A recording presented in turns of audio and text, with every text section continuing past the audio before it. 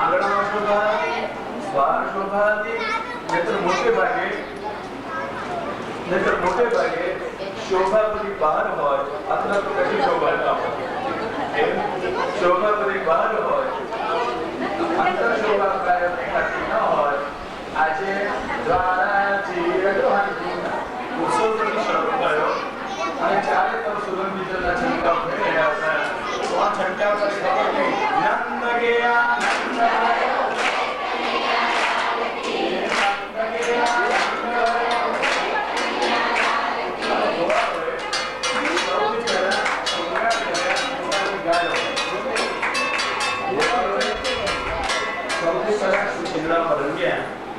શિંગડા સોનાના પહેરાવ્યા, રૂપાની ખરી ધરાવી, સોનાની અને મોતીની ઘૂઘર માળ ધરાવી, માળા મોતીની કંઠમાં ધરાવી, ચરણો પર સોનાના ઘૂઘરા બાંધ્યા, ગૈરિકાના ચિત્રો કર્યા, રેશમી ફોનના બે તરફ લટકાવ્યા, સુવર્ણમાં પડેલા પત્રક લટકાવ્યા, સોને મળેલા મયુરપીઠ ગાયના મસ્તકે ધર્યા અને ગાયો એમનો ગોપાલ આવ્યો, ઘુંઘરાઓ કરે, નાચે, કૂદે, આંખમાંથી આંસુ અને આંચળમાંથી દૂધની ધારા વહે અને હુંભારામાંથી ગળાની ઘૂઘર માળમાંથી ધ્વનિ થાય નંદ ગયા.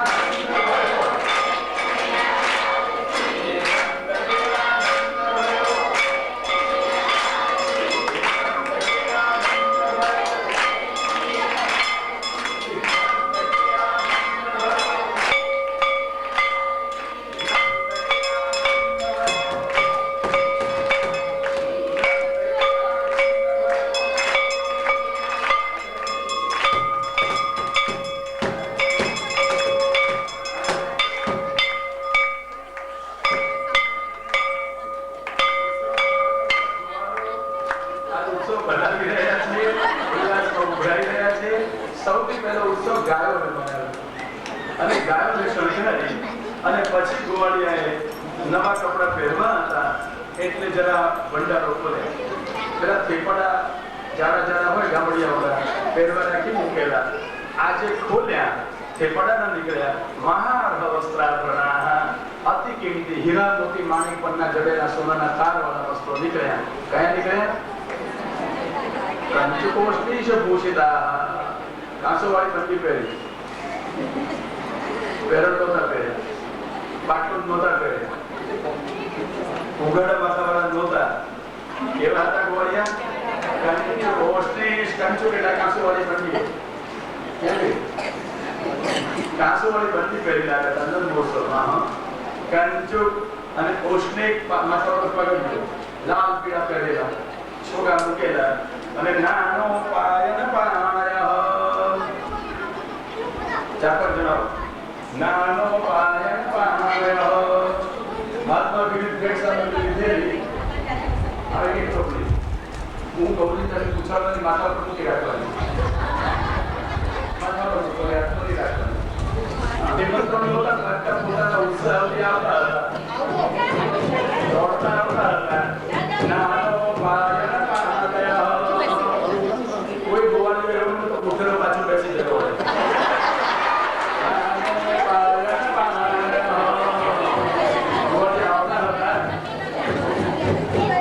વિવિધ પેટ હાથમાં લીધેલા હતા અને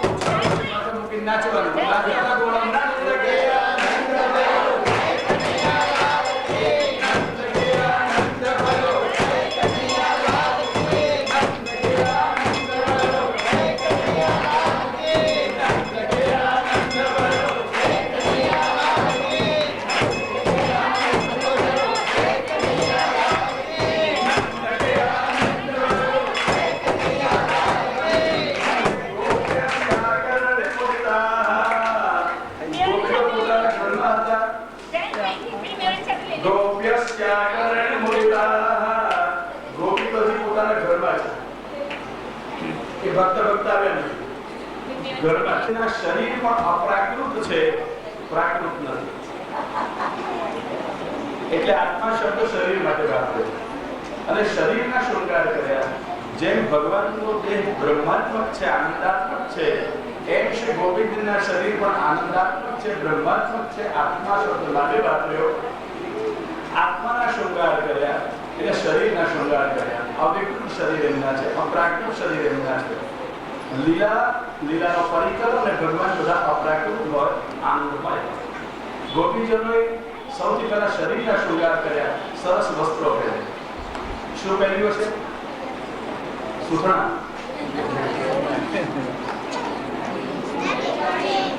હા હા, ચણિયા ચોળી. લગ્નમાં કેવું પહેરો છો? એવું પહેર્યું. કેવું? સારામાં સારા કપડા ઘરમાં હતા એ માથે મૂકવાનું અને સારામાં સારા કપડા પહેરેલા વસ્ત્ર પહેરીશો. કલ્પ એટલે ઘરેણા. સરસમાં સરસ ઘરેણા મોગા પહેરવા. અંજના દેવી આંખમાં આંચેલા, પછી ગળામાં પુષ્પની માળા, હાથમાં પુષ્પના અલંકાર, હીરા મોતી સોના તો ખરા પણ થોડે ફૂલ જોઈએ, બધા પુષ્પના અલંકાર કરેલા. અને આ થયા આત્મા એટલે શરીરના શૃંગાર. પણ પોતાના પ્રિય પ્રગટ થયા છે, અંતઃકરણને ઉલ્લાસ થયો એટલે આત્મા એટલે અંતઃકરણનો શૃંગાર. મુદિતા હર્ષ થયો. અંતઃકરણનો હર્ષ એ અંતઃકરણની શોભા છે. આત્મા એટલે જીવ.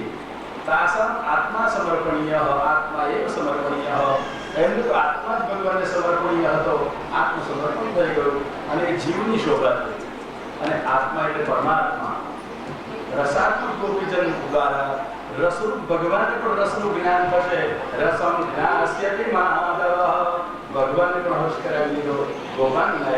અને એટલા માટે ચાર અર્થોમાં આત્મા શબ્દ એનું ભૂષણ કર્યા, આભૂષિત થયા. ગોપીજન પધારે. ભારતીય ભાગવતમાં ગોપીજન વર્ણન છે. સ્વરૂપનું ઉલ્લેખો ઘણા છે, સ્વરૂપના વર્ણન બહુ ઓછા છે. એમાંનું એક વર્ણન અહીંયા પધારી રહ્યા છે. ગોપીજન ગોપ્ય સમૃષ્ટમણિકુંડનિષ્ટકાંત્ય સ્ટેત્રંબરા પદશિખાચ્યુતમલ્યવર્ષા નંદાલયો સવલયા વ્રજતિર્વિરેજુ વ્યાલોલકુંડલમયો દરહારશોભા.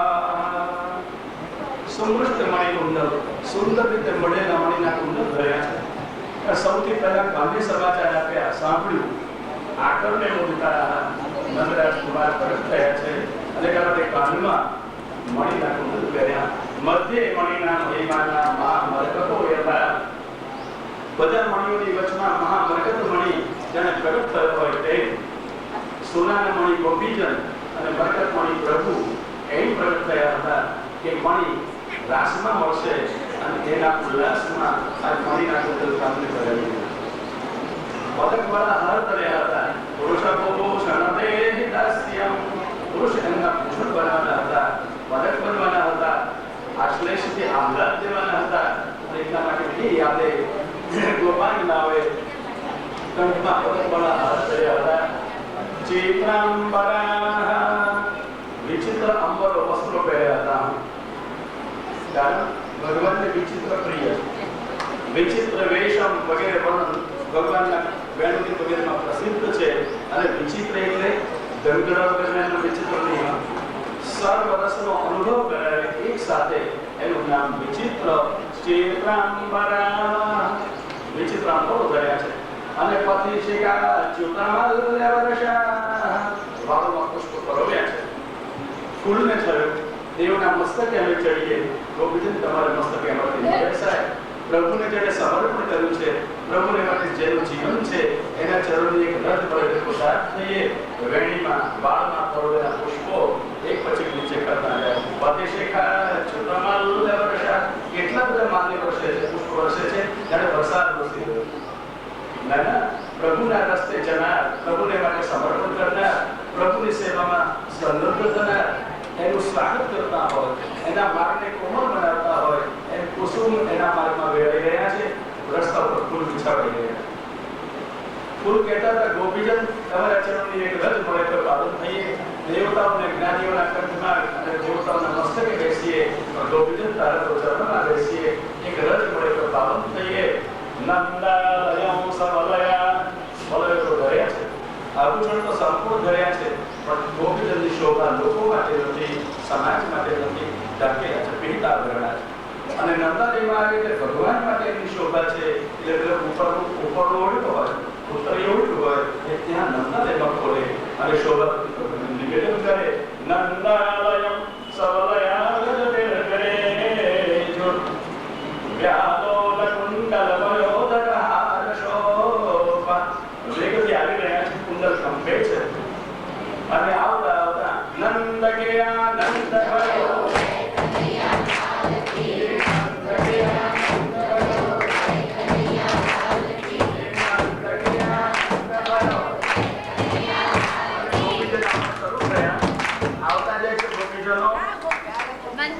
આવતા ગોળે બધું બાકી રાખ્યું તો આપણે નંદ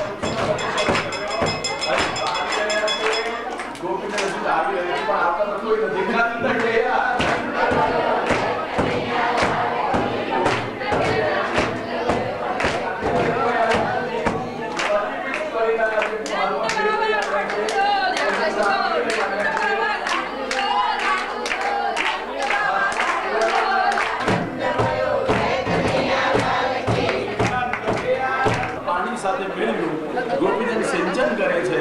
અજન ભગવાન સ્વજન બની ભજન યોગ્ય થઈ પ્રગટ થયા અને વધાવે છે. અને વધાવતા વધાવતા આશુષ પ્રયુંજન ચિરં પાહિતિ બાલકે, લાલો સમય રક્ષા કરજો મારી કહેતા કહેતા ઉત્સવ મનાવતા લાલના ભરમાં પાસે પ્રગટ દેખાયા, તિલક કર્યું છે બાલકૃષ્ણ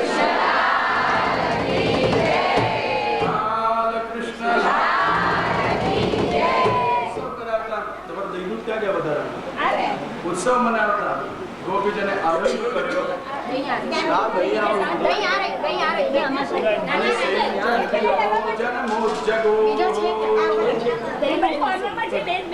સિંચન કરતા કરતા અજન ભગવાન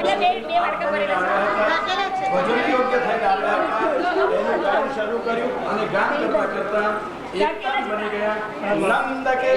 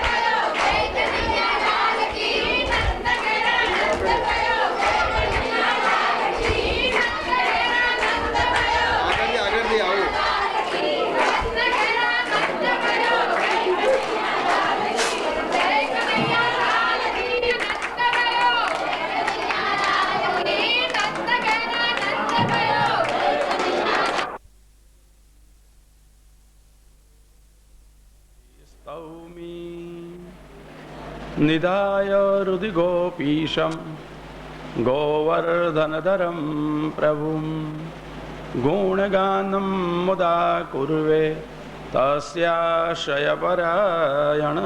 श्री गोवर्धन नाथ की, श्री आचार्य जी श्री महाप्रभु जी की जय, श्री गोसाई जी परम दयाल की जय, श्याम सुंदर श्री यमुने महारानी जी की जय, श्री बाल कृष्ण लाल की। कृष्णे विश्वेश्वरे नन्ते नन्दस्य व्रजमागते अवाद्यन्त विचित्राणि वादित्राणि महोत्सवे। कृष्ण विश्वेश्वर અને અનંત છતાં આવ્યા નંદના વ્રજમાં। કૃષ્ણ સદાનંદ, વિશ્વેશ્વર સૌના નિયામક અને અનંત આનંદરૂપ, અથવા દેશ કાલ અને વસ્તુથી અપરિચ્છિન્ન હોય એને અનંત કહેવાય।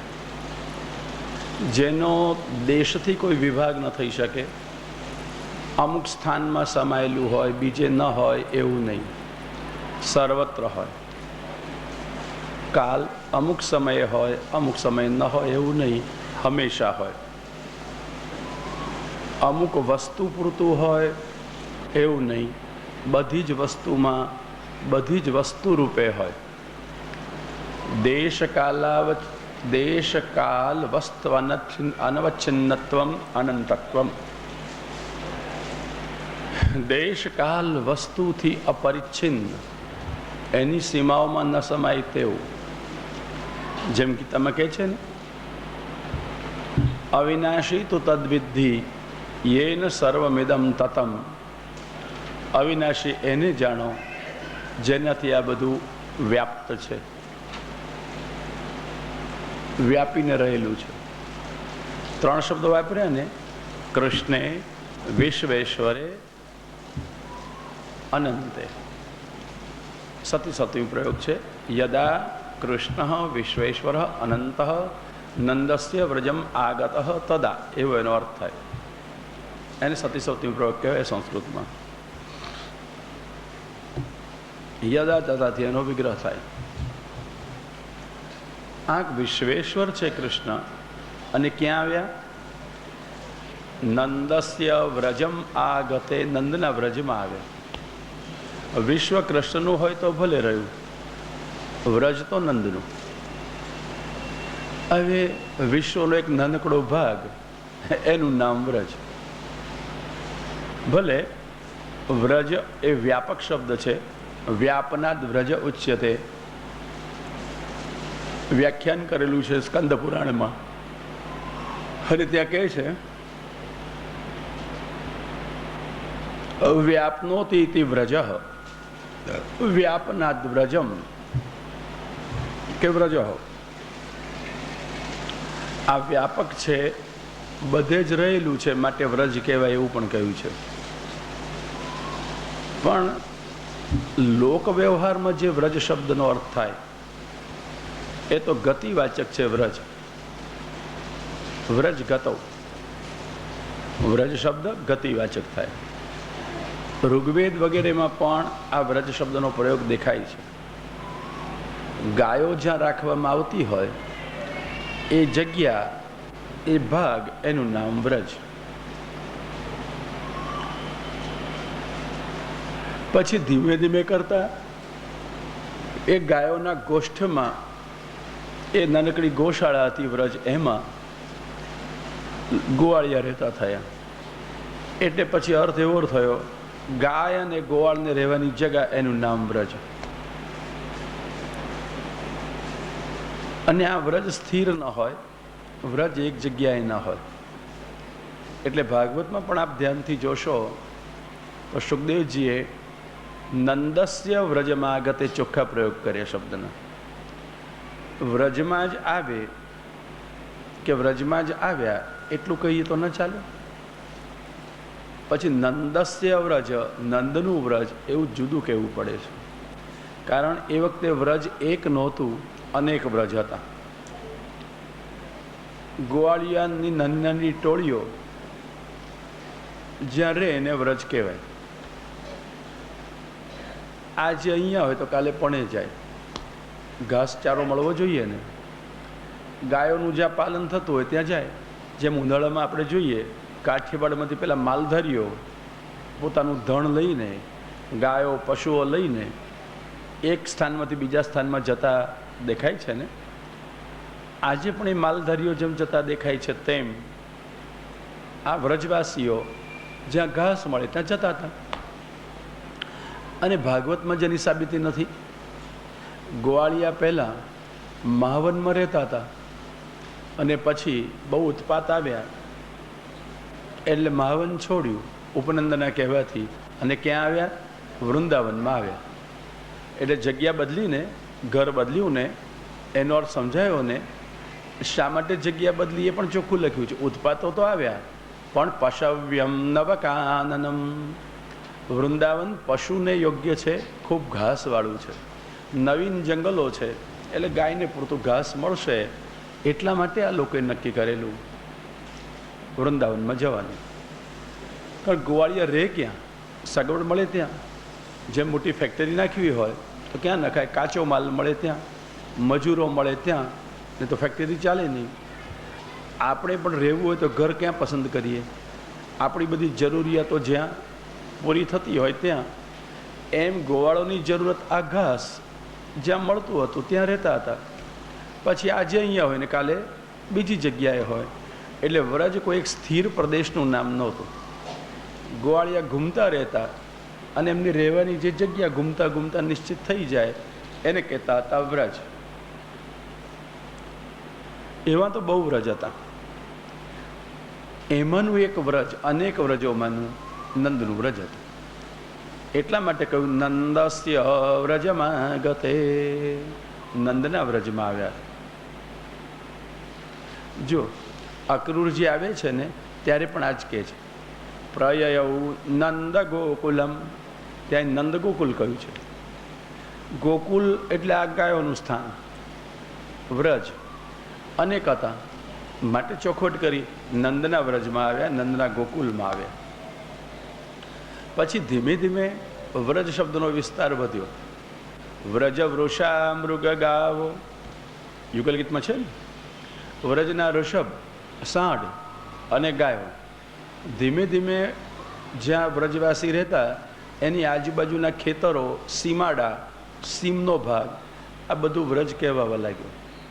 અને પછી ધીમે ધીમે કરતા વિસ્તાર વધતો ગયો કે આજે જે તમે જુઓ છો 84 કોષ વ્રજ બની ગયું. વ્રજ પરિક્રમામાં જાય છે ને બધા, 84 કોષ એ વ્રજ છે. પણ વ્રજની વિશેષતા તો ભગવાનથી હતી. વ્રજનો ગમે તેટલો મહિમા હોય કૃષ્ણને કારણે. કૃષ્ણનો મહિમા વ્રજને કારણે નથી. હા, એક વખત વ્રજમાં કથા કરતો અને બધા વ્રજવાસીઓ કે અમારું વ્રજ, અમારું વ્રજ. એના તોલ કોઈ નહીં. મેં કહું ખરી વાત છે, પણ તમારું વ્રજ કોને કારણે? કૃષ્ણને કારણે. કૃષ્ણના ચરણ ચિહ્નોનો વ્રજને સ્પર્શ મળ્યો. કૃષ્ણની ચરણ રેણો વ્રજને મળી. બસ આ વ્રજની કિંમત છે. વૃંદાવનમ સખી ભુવો વિતનો તે કીર્તિમ. યુગલ ગીતમાં 10મો સ્કંદ 21મો અધ્યાય. વૃંદાવનમ મળી શ્લોક. સખી ભુવો વિતનો તે કીર્તિમ યદ્દેવકી સુતપદમ ભુજલબ્ધ લક્ષ્મી. મળ્યો કે ના મળ્યો? કેટલી બધી વાર શોધવામાં. 10મો છે. બહુ સારું. બોલો, બોલો છે ને બધાને મળ્યો સાથે? હા બોલો. આ શું બોલો છો? વૃંદાવનમ સખી ભુવો વિતનો તે કીર્તિમ યદ્દેવકી સુતપદાંબુજલબ્ધલક્ષ્મી ગોવિંદ વેણુ મનુમત્તમયુરનૃત્યમ પ્રેક્ષાદ્રિસન્વરતાન્યસમસ્તસત્વમ. શેનું મહત્વ છે? હે સખી સંબોધન છે ને. વૃંદાવનમ ભુવઃ કીર્તિમ વેતનોતી. આ વૃંદાવન પૃથ્વીની કીર્તિ એનો વિસ્તાર કરે છે, ફેલાવો કરે છે, વધારે છે. કેમ? યત કારણ કે દેવકી સુતપદાંબુજલબ્ધ લક્ષ્મી, દેવકીજીના દીકરા, દેવકીજીના સૂત, એના પદાંબુજ ચરણ કમલ, એનાથી લબ્ધ પ્રાપ્ત કરી છે જેણે લક્ષ્મી શોભા, તેવું આ વૃંદાવન. તો વૃંદાવનની કિંમત કેને લીધે? કોને લીધે? દેવકી સુતપદાંબુજલબ્ધ લક્ષ્મી. જે વૈકુંઠમાં નથી મળતું એ વ્રજમાં મળે છે, વૃંદાવનમાં મળે છે. અહીંયા વૃંદાવનમાં જે શોભા છે એ શોભા ભગવાન કૃષ્ણના ચરણોની છે. હા, વૃંદાવનની જે શોભા છે કદાચ વધારે શોભા વૈકુંઠમાં હોઈ શકે, પણ વૃંદાવનની મુખ્ય જે શોભા દેવકી સુતપદાંબુજલબ્ધ લક્ષ્મી, એ લક્ષ્મી શોભા શેની છે? દેવકીજીના દીકરા, એના ચરણની છાપ આ રજમાં પડે. પૃથ્વી ભક્ત છે, ચરણનો સ્પર્શ થાય, પ્રસ્વેદ થાય, સાત્વિક 8 ચિહ્નોમાંનું એક ચિહ્ન છે. પરિણામે ભીની થયેલી એ જમીનમાં ભગવાનના ચરણોની છાપ પડે, અને છાપ પડે એમાં પેલા ભગવાનના ચરણ ચિહ્નો ઉપસી આવે. દક્ષિણમાં 9, વામમાં 7, કુલ 16. અને સ્ત્રી જેમ 16 શૃંગાર ધરે, 16 શૃંગાર ધરે, એમ વૃંદાવન 16 શૃંગાર ધરે છે આ ભગવાનના ચરણચિહ્નોથી. અથવા સમગ્ર પૃથ્વી એ સ્ત્રી છે, વૃંદાવન એનું લલાટ છે, અને સ્ત્રીના લલાટમાં જેમ સૌભાગ્ય ચિહ્નો હોય, તિલક હોય, એમ ભગવાનનું ચરણચિહ્ન એનું તિલક છે. લબ્ધ લક્ષ્મી આ એની શોભા છે. અને ગોપીજન આ ગાય છે ને, એમાં યશોદા સુત પદલક્ષ્મી, પદલબ્ધ લક્ષ્મી ના કે, યદેવકી સુત પદાંબુજલબ્ધ લક્ષ્મી. આ વેણુગીત કોણ ગાય છે? ગોપીજન ગાય છે. પણ ક્યાંથી ગાય છે? એમની મેળે કશું ગાતું નથી, એમને ગાવાનું સામર્થ્ય આપવામાં આવ્યું. ભગવાને વેણુનિનાદ કર્યો, ગોપીજને ઘરમાં સાંભળ્યો. ભગવાન તો વનમાં બિરાજતા હતા, ગોચારણમાં હતા.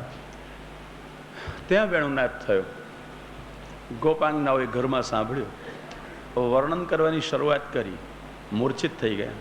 સ્મરવેગ થયો, સ્મરણ એનાથી સ્મર, એનો વેગ, અને સ્મરના વેગમાં મૂર્છિત થયા. વર્ણન અટકી પડ્યું. ભગવાને એમને વર્ણન કરવાનું સામર્થ્ય આપ્યું, વર્ણના શક્તિ, અને એ શક્તિ પોતાના વેણુનાદ દ્વારા પ્રદાન કરી. વેણુમાં અધર સુધાનું પૂરણ કર્યું, અને સર્વાભોગ્યા સુધા વેણુ દ્વારા ગોપાંગનાને પ્રાપ્ત થયા. એમાં ભગવાનનું હતું નાદાત્મક સ્વરૂપ. બરહા પીડમ નટવર વપુ કર્ણયો કર્ણિકારમ બિભ્રદ્વાસ કનક કપિશમ વૈજયંતેંચ માલાં રંધ્રાન વેણો રધર સુધયા પૂરયન ગોપવૃંદૈર વૃંદારણ્યમ સપદ રમણમ પ્રાવિશદ ગીત કીર્તિ. આ એક શ્લોક બોલ્યા એ બીજાત્મક છે, કે સૂત્રાત્મક છે. એના ભાષ્ય રૂપે ગોપીજને અનુવર્ણન કર્યું. વેણુમાં પધરેલું નાદાત્મક સ્વરૂપ કાન દ્વારા, શ્રોત્રૈક પયાસુધા દ્વારા અંતર્ગત થયું, અંદરથી રસરૂપે આવિર્ભૂત થયું, મુખ દ્વારા બહાર પ્રગટ થયું. વળી કાન દ્વારા બોલનાર સાંભળે તો ખરું ને પોતાનું બોલેલું. કાન દ્વારા અંત પ્રવિષ્ટ થઈ સુસ્થિર થયું, ગાન ગોપીજને કર્યું. અને એમાં રસાત્મક સ્વરૂપનું નિરૂપણ છે. શ્રુતિરૂપા ગોપાંગનાઓને રાસ યોગ્યતા ભગવાન દઈ રહ્યા છે અને એના સંસ્કાર છે. વેણુગીત એ શ્રુતિરૂપા ગોપીજનને ભગવાને કરેલા રાસ સંસ્કારો છે. રાસમાં રસાત્મક સ્વરૂપના આનંદનો અનુભવ છે. એ અનુભવનું બીજ અહીંયા છે. હવે રસાત્મક સંસ્કારો વ્રજમાં જ રહેતા હોય વ્રજવાસીઓ તો સ્વકીયતાનો સંબંધ કહેવાય. અને એવો સંબંધ સ્વકીયતાનો સાજાત્યનો એક જ જાતિ કહેવાય ને ગોવાળો તો પહેલાં એ ગોવાળ ને આ ગોપીએ ગોવાળ એ સજાતીયતાનો દોષ ન લાગે. અને એટલા માટે આ શ્રુતિ તો શ્રુતિરૂપા છે ને. શ્રુતિ આ બધા શ્રુતિરૂપાઓ શ્રુતિના સ્વરૂપો છે, સર્વજ્ઞાઓ છે. એ જાણે છે કે જન્મ તો દેવકીજી આપ્યો છે અને એટલા માટે સજાતીયતાનો યશોદાનો દીકરો કહે તો સજાતીના દોષ લાગે. એટલા માટે રાસની યોગ્યતા માટે તો સજાતીયતા ન ચાલે. એટલા માટે વિજાતીયતા બતાવવા માટે, જ્ઞાતિ એક નથી બતાવવા માટે, સંબંધની સગોત્રતાનો દોષ ન લાગે માટે. સમજાયું? હવે સગોત્રતાનો દોષ ન લાગે, 21 પેઢી સુધી સગોત્ર કહેવાય, એવો દોષ ન લાગે માટે યદેવકી સોતપદાંબોજલબ્ધલક્ષ્મી. હવે વાસ્તવમાં વિચારો ને તો દેવકીજીના એ સૂત છે. સૂયતે અસૌ સુતઃ, જેનો પ્રસવ થાય તે સૂત. પ્રસવ થયેલો ત્રીજો અધ્યાય જો દશમ સ્કંદનો, પાછી 21મો અધ્યાય રાખી મૂકજો. હા, મળ્યો ત્રીજો અધ્યાય. અને ત્યાં કહે છે દેવક્યામ વિષ્ણુરૂપિણ્યામ વિષ્ણુ સર્વગુહાશય. મળ્યો શ્લોક. આવિરાસીદ યથા પ્રાચ્યામ દેશિન્દુરિવ પુષ્કલ. તો દેવકી વિષ્ણુરૂપિણી છે. એમાં વિષ્ણુ રસવ્યાપ્ત પુરુષોત્તમ, સર્વગુહાશય, સૌની હૃદય ગુહામાં બિરાજનારા, સ્થિતિ કરનારા, રહેલા. આવી આસિત પ્રગટ થયા. હવે સમજાયું? જન્મ થયો તેવું ત્યાં ન કહ્યું. તમે પૂછ્યું છે ને એટલે વધારે જરા સ્પષ્ટતાથી સમજીએ શું કહે છે તે. કયા શબ્દો છે અહીંયા? આવિરાસિત. આવી એટલે પ્રગટ, આસિત થયા. ભગવાન પ્રગટ થયા. જન્મે એવું ત્યાં નથી. દેવકીજીએ જન્મ આપ્યો એવું નથી. અને જો દશમ સ્કંદનો 90મો અધ્યાય મળ્યો. આ બધા સંકલન મેળવો ને તો તમને રહસ્ય દેખાય ખરેખર શું છે આ બધું. મળ્યો 90મો અધ્યાય.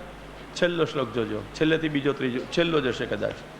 જયતિ જનનિવાસો. મળ્યો. જયતિ જનનિવાસો દેવકી જન્મવાદો.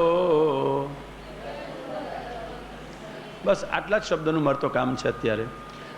દેવકી જન્મવાદો એટલે શું? બધાય વાદ તમે સાંભળ્યા હશે.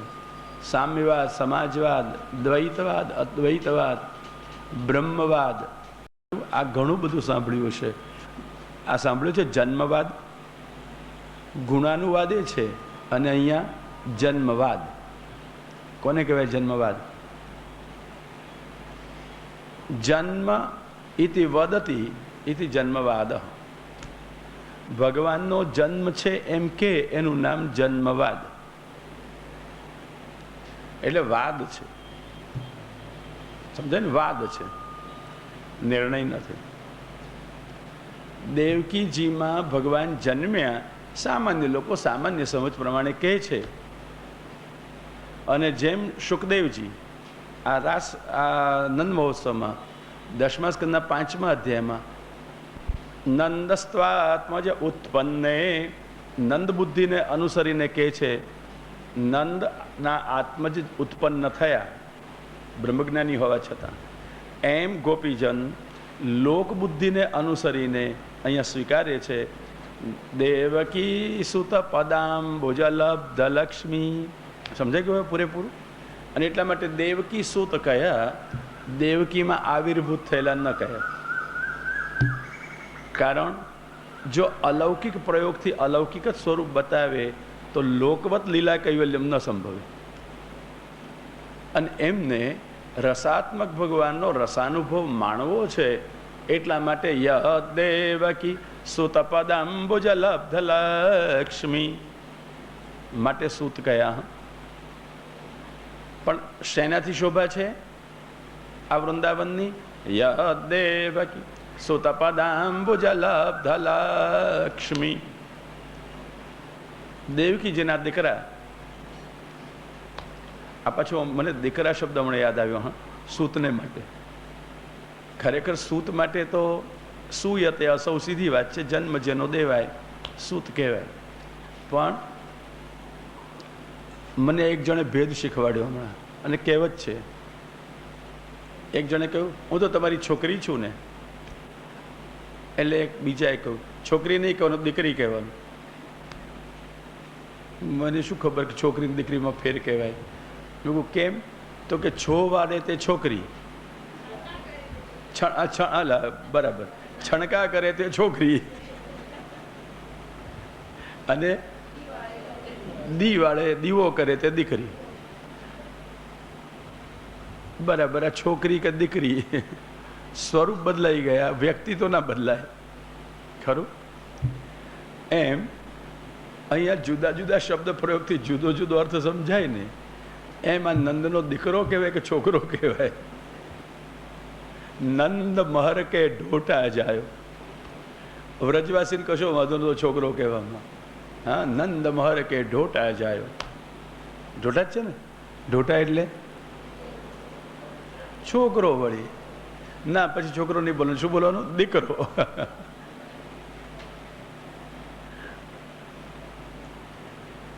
વ્રજવાસી દીકરો બીકરો કશો છોરા એમ કહીને બોલાવે. હા, ગામડિયાઓ શું કહેતા હોય?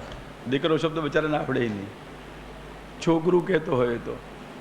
અને એટલા માટે દેવકી સુત પદાંબુજલબ્ધ લક્ષ્મી. વ્રજની જો શોભા છે તો ભગવાનના આ ચરણ ચિહ્નોથી છે. વૈકુંઠમાં જાઓ, ભૂમિ તો સોનાની હોય, ઉપર રત્નની કલાકૃતિઓ અનેક કરી હોય, દિવ્ય લાગે. હા, કલાનિધિ બિરાજતા હોય, કલા કઈ ન હોય. વ્રજમાં રત્નની આવી શોભા ન જોવા મળે. વ્રજમાં વાલુકા હોય, પણ વાલુકામાં પેલી રત્નની કલાકૃતિઓને પણ શરમાવે એવી શોભા હોય. દેવકી સુત પદાંબુજલબ્ધ લક્ષ્મી. દેવકીના દીકરા, એના ચરણની શોભા હોય, ચિહ્નોની. તમે તમારા હાથ ને પગ જેવો ચિહ્નો દેખાશે. પગના તળિયા અને હાથના તળિયા કશા ચિહ્નો છે? તમને લાઈનો દેખાય છે ને? હા, બધી એ લાઈનો હમણાં જોવા ના મળતા. પગ ખાસ કરીને ના જોશો, હાથ ભલે જોવો હોય તો જોઈ લો. બધી રેખાઓ તમને દેખાશે. હાથમાં ઊભી, આડી, ત્રાસી રેખાઓ દેખાય છે. કોઈ વખતે બધી રેખાઓ ભેગી થઈને કોઈ આકૃતિ બનાવે, અને એ આકૃતિ કોઈક ફલનો નિર્દેશ કરતી હોય. આકૃતિ ફલ આપતી નથી, ધ્યાન રાખજો. જેમ તમારા જન્માક્ષરના ગ્રહો આકાશના ગ્રહોની સ્થિતિ સૂચવતા નથી, તમારા જન્મ સમયે એ ગ્રહોની સ્થિતિ સૂચવે છે. અને એ ગ્રહો પછી જ્યોતિષીઓ ભલે કહેતા હોય આ તમારો ગ્રહ ફલાણું ફલ આપે ને ઢીકણું ફલ આપે, જ્યોતિષ છે એની વાતો છે. કોઈ ગ્રહ કશું જ ફલ આપતો નથી. સિદ્ધાંત સમજો. હા, કોઈ ગ્રહ કશું જ ફલ આપતો નથી. તો જ્યોતિષશાસ્ત્ર ખોટું છે? ના, સાચું છે. જ્યોતિષ વેદ પુરુષનું નેત્ર છે. ષડંગ છે વેદ પુરુષ. વેદ પુરુષના 6 અંગ છે. એમાંનું એક કયા ખબર છે ને 6 અંગ તો વેદના. અરે આ તો બધું બહુ આપણું શાસ્ત્ર છે યાર, જાણવા જેવું થોડું થોડુંક તો. જેમ આપણા શરીરના અંગો છે, અરે હા, આપણા શરીરના શા માટે? તમારા ભાગવત પુરુષ તમે રોજ સાંભળો છો, કેટલા અંગ છે એના? 12 અંગો વૈ પુરુષ. તો જેમ ભાગવત પુરુષ 12 અંગવાળા છે, એમ વેદ પુરુષ 6 અંગવાળા છે. 6 એના અંગો છે. અંગ અને અંગી બે જુદા ન હોય. ભાગવત પુરુષ ભગવાન શ્રીનાથજી કૃષ્ણ અને ભાગવત જુદા નથી, અંગમાંથી અંગી સમજાય. એમ વેદના 6 અંગો વેદ કરતાં જુદા ન હોય, પણ જુદા પ્રસિદ્ધ હોય. એમાં જ્યોતિષ, વ્યાકરણ, નિરુક્ત, કલ્પ, સમજાય છે ને, શિક્ષા અને છંદ, આ 6 હોય. ટૂંકમાં સમજાવી દઉં આ 6 શું છે તે. આ ફરીથી સમજાવું છે એમાં આવશે જ ને. સૌથી પહેલાં શિક્ષા. શિક્ષા એટલે દંડ, શિખામણ એવું નહીં, પણ કયા શબ્દ કે અક્ષરોનો ઉચ્ચાર કઈ રીતે કરવો એનું નિયંત્રણ, એનું નામ શિક્ષા. પાણીની પ્રસિદ્ધ છે, હા, વ્યાકરણમાં આવે છે. બીજું અંગ જ્યોતિષ. કયા કાલે કર્મ કરવાથી કયું ફળ દેખાશે એ દર્શાવે, મુહૂર્ત આપે. આ બધા સેવામાં ઉપયોગી છે, હા, ભગવાનની. શુદ્ધ ઉચ્ચારોથી તમે બોલો તો વાક્પતિ પ્રસન્ન થાય, વાણીનું સ્વરૂપ સીધું વ્યક્ત થાય. અને એટલા માટે તમે જે કંઈ બોલશો, લીલાગાન વગેરે કરશો, શુદ્ધ ઉચ્ચાર હશે તો યથાર્થ અભિવ્યક્તિ આકૃતિની થશે. હા, વેદ હરિ ઓમ ભદ્રં કર્ણેભિઃ, આ ઊંચોનો જ અવાજ થાય છે ને, તમે એને ઓસિલેશનને માપો, એના આંદોલનોને, તો એમાંથી એક આકૃતિ ખડી થઈ જાય, પુરુષ આકૃતિ. કારણ વેદ પુરુષરૂપ છે. વેદ પુરુષરૂપ છે એટલે પુરુષની આકૃતિ ગ્રાફ એનો બનાવતો થઈ જાય. 4 વેદની આકૃતિ જુદી જુદી થાય. હા, અને એ શેના લીધે? ઉચ્ચારોની શુદ્ધિને કારણે. જેમ ઉચ્ચારો શુદ્ધ થતા જાય તેમ તેમ પેલો પુરુષ એમાંથી સાકાર થતો જાય, વેદ પુરુષ. અને એ ઉચ્ચારો ક્યારે ક્યાં કેમ કરવા એનું વિધાન આ હોય શેમાં? શિક્ષામાં. બીજું જ્યોતિષ. ભગવાન માટે કયા સમયે કઈ લીલા છે, મનોરથ છે, અનુકૂળ થાય. જેમ ડોલમાં પધરાવા તો ક્યારે પધરાવા, ભગવાનના નામ સાથે ચંદ્ર ક્યારે મળતો આવશે વગેરે જોવાય. ભગવાનને મંડપમાં પ્રવેશ કરાવવો હોય તો ક્યારે થાય, નક્ષત્ર પર આધાર રાખે. પંચામૃત વગેરે કરાવવા હોય જયંતીમાં તો ક્યારે જયંતી છે એ નક્ષત્રોથી નક્કી થાય. આ જ્યોતિષનો વિનિયોગ સેવામાં થાય. નિરુક્ત. વૈદિક શબ્દોના અર્થો કઈ રીતે કરવા એ નિઘંટુનું વ્યાખ્યાન, એનું નામ નિરુક્ત, યાસ્ક મુનિએ રચ્યું.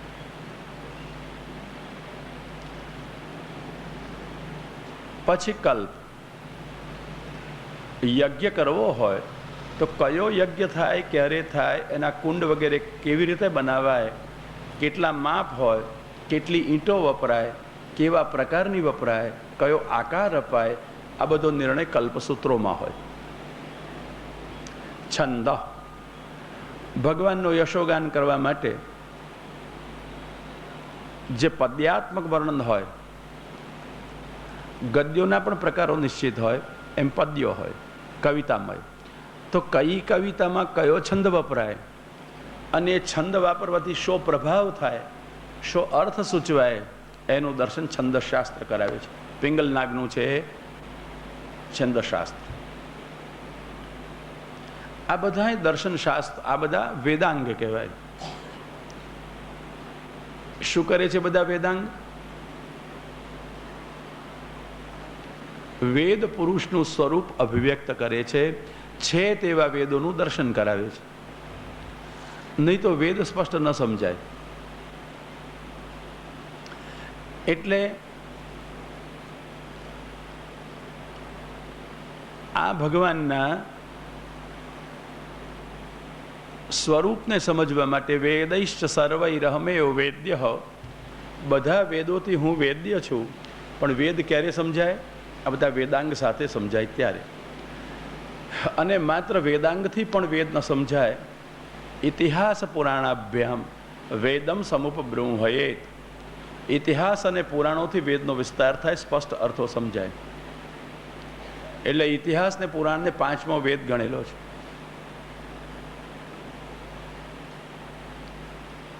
એમાંથી અભિવ્યક્ત થાય સ્વરૂપ. હવે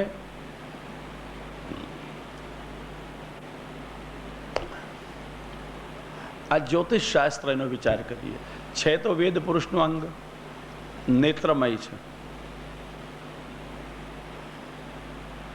અને એમાં બધા ગ્રહો ક્યારે ક્યાં હોય, એનાથી શું થાય સૂચવેલું હોય.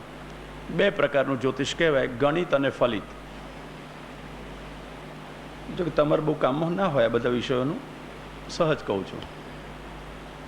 ગ્રહો ક્યાં હશે ગણતરી વગેરે કરવી એ ગણિત કહેવાય, અને શું ફલ દર્શાવે છે કેવું એ ફલિત કહેવાય. બધા જ્યોતિષીઓનો નિયમ હોય કે મધુર ફલ કેવું, કટુ ફલ ના કહેવાય. કડવું ફલ કહીએ તો ઘરાક ફરી ના આવે. હા, તમારા દીકરાની આસપાસ મોટરો ફરતી રહેશે, સાંભળીને મા બાપ રાજી થઈ જાય. પછી છોકરું મોટું થાય તો પેલો ટ્રાફિક પોલીસવાળો બની જાય, મોટો રાજબાજ ફરતી જ હોય. જ્યોતિષ તો એવું પણ હોય, કશું ખોટું નહીં. જે જન્માક્ષર બનાવવા જાય ને એના જન્માક્ષરમાં લખે શ્રીમાન. દરેકના નામ પર આગળ શ્રીમાન લખતો હોય જ્યોતિષી. એ બધા શ્રીમાન છે. શ્રીમાન તો એક જ હોય. 10મા સ્કંદના 8મા અધ્યાયમાં કયા? વાસુદેવ ઇતિ શ્રીમાન સંપ્રજ્ઞા પ્રચક્ષતે. ભગવાનનું નામ પાડ્યું ને ગર્ગજીએ, ત્યાં કહે છે આનું નામ વાસુદેવ, પણ કહેવાય વાસુદેવ શ્રીમાન વાસુદેવ. તમે નામ આવું નહીં સાંભળ્યું, શ્રીમાન વાસુદેવ. વાસુદેવ સાંભળ્યું હશે, પણ ધ્યાનથી જોશો દેખાશે કયું નામ છે, વાસુદેવ કે શ્રીમાન વાસુદેવ. કેમ બેન, જડી ભાગવતજીમાંથી કયું નામ છે? વાસુદેવ છે કે શ્રીમાન વાસુદેવ છે? નથી મળતું? હા હા હા, પણ બોલો શું લખ્યું છે તો કહો. શ્રીમાન વાસુદેવ છે ને? વાસુદેવ ઇતિ શ્રીમાન. તો વાસુદેવ શ્રીમાન એટલે શ્રીમાન વાસુદેવ. એટલે નંદ બાબા સમજેલા કે આ તો બધા જ્યોતિષીઓની એક કુટેવ, ના સુટેવ કે બધાને શ્રીમાન કહેવાનું. એટલે આને શ્રીમાન કહી નાખ્યો. કેમ? પણ ખરેખર બધા શ્રીમાન હોય જ છે. હા, શ્રિયા માનો યે શાંતે